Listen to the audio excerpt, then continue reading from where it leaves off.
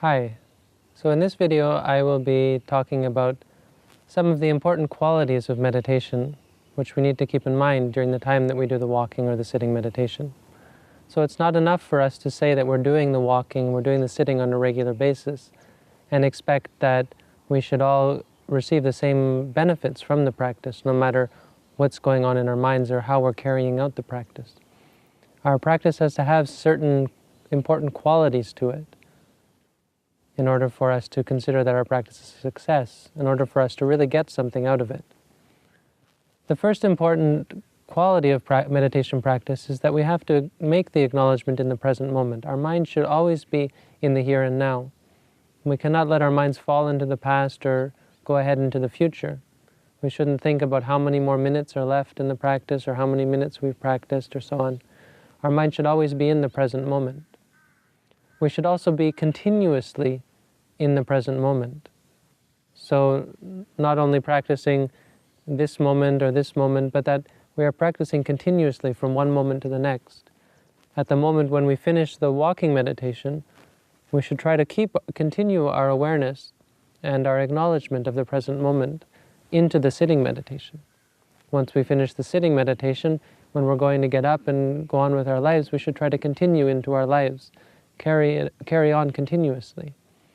During the time that we're doing the walking meditation, the same, we should try to keep our minds in the present moment through the whole of the practice. When we do the sitting, trying to keep it on the rising and falling again and again continuously. Just like the rain falling.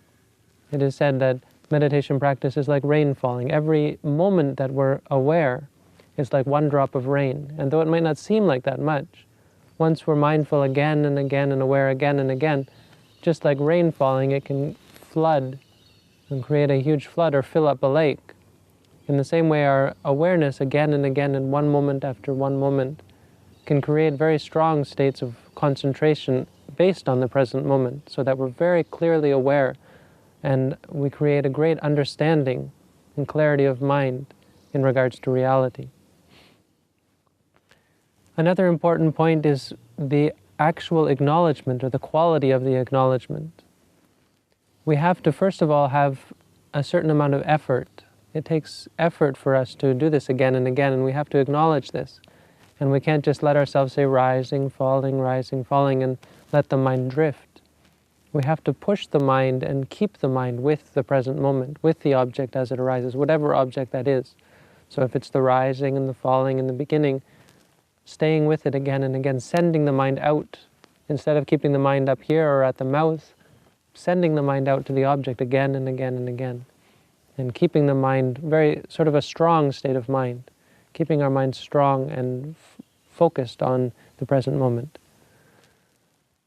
Once we do this, then we'll begin to become aware of the object. And this is another important thing, that we're actually aware of the object as it is occurring, so that we're not just saying rising, falling, but once we push our minds to the object, that we actually know from the beginning to the end of the motion.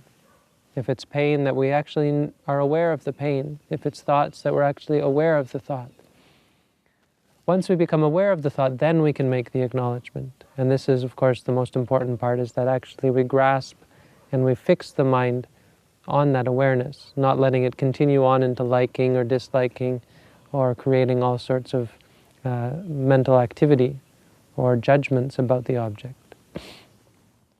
The final important fundamental quality of practice is called balancing the faculties.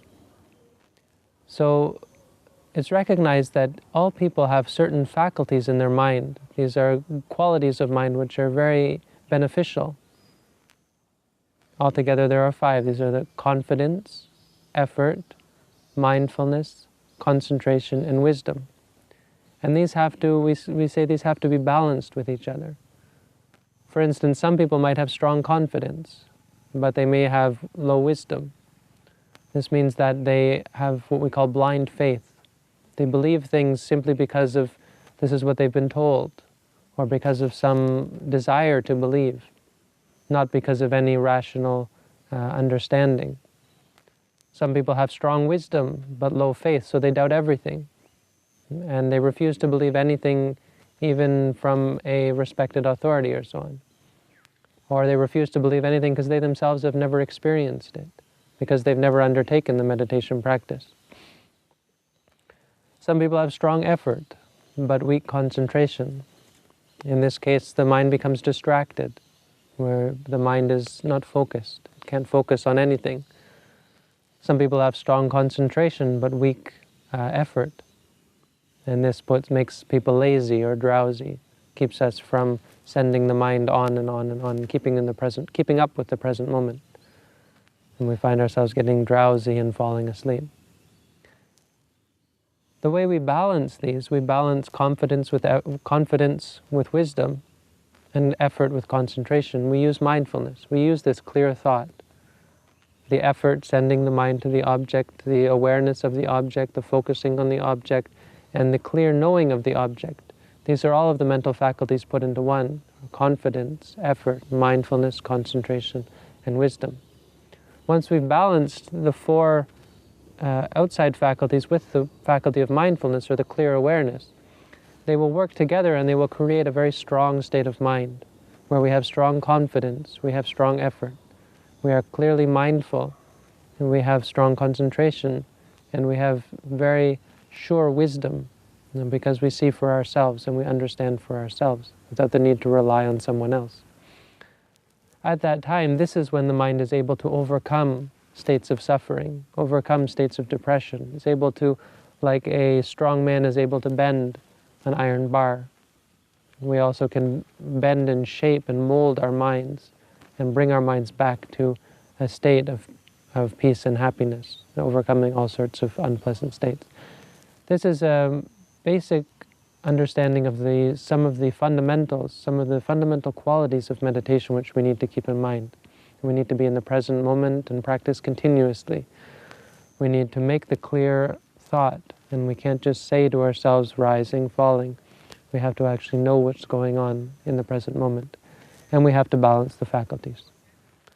So this is another in the series on how to meditate, and this is sort of a addition to the actual technique of meditation, which is meant to give a better, stronger quality and a greater benefit to the meditation practice. So I hope that through this you are able to find peace and happiness and freedom from suffering. Thank you again for tuning in, and all the best.